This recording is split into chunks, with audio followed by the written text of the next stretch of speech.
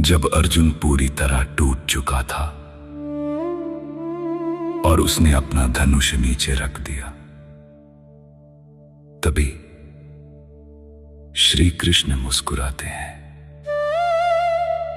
और यहीं से शुरू होता है ज्ञान का सबसे गहरा अध्याय। यह है भगवद गीता का दूसरा अध्याय, सांख्य योग।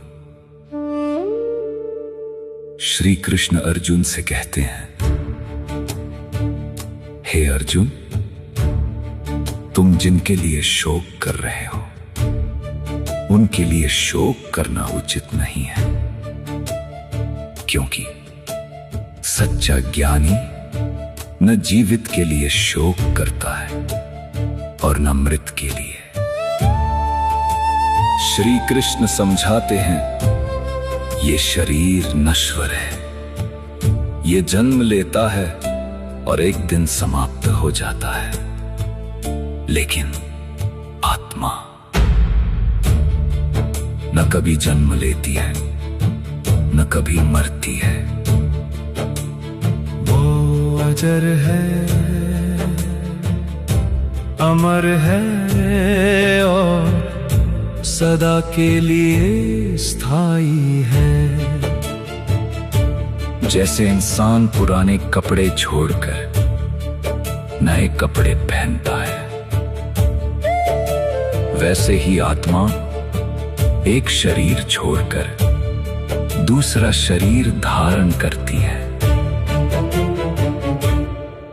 इसलिए मृत्यु केवल एक परिवर्तन है, अंत नहीं। श्री कृष्ण आगे कहते हैं, हे अर्जुन, तुम्हारा कर्तव्य है युद्ध करना, क्योंकि तुम एक क्षत्रिय हो। अगर तुम अपने कर्तव्य से पीछे हटते हो तो ये तुम्हारे लिए अपमान और पाप दोनों होगा। लेकिन ये युद्ध केवल जीत या हार का नहीं है, यह धर्म का युद्ध। इसलिए तुम्हें अपने कर्तव्य का पालन करना चाहिए, बिना डर के, बिना भ्रम के। और सबसे महत्वपूर्ण बात, कर्म करो, लेकिन फल की चिंता मत करो। यही है कर्म योग का आधार।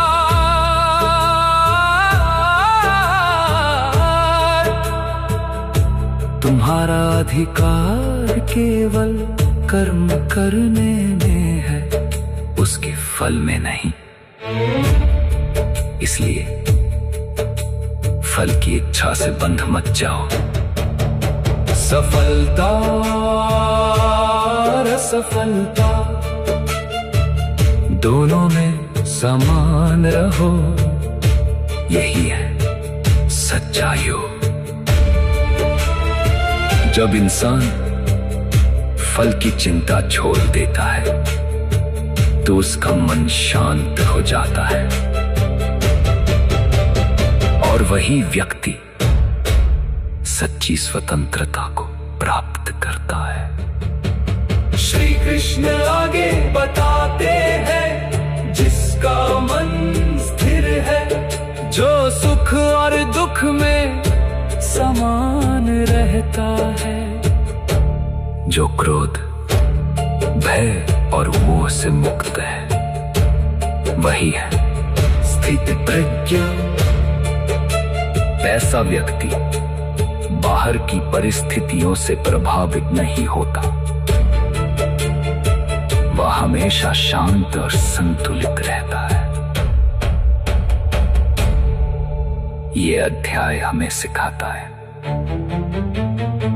आत्मागत सत्य, कर्म का महत्व और जीवन में संतुलन कैसे बनाए रखें।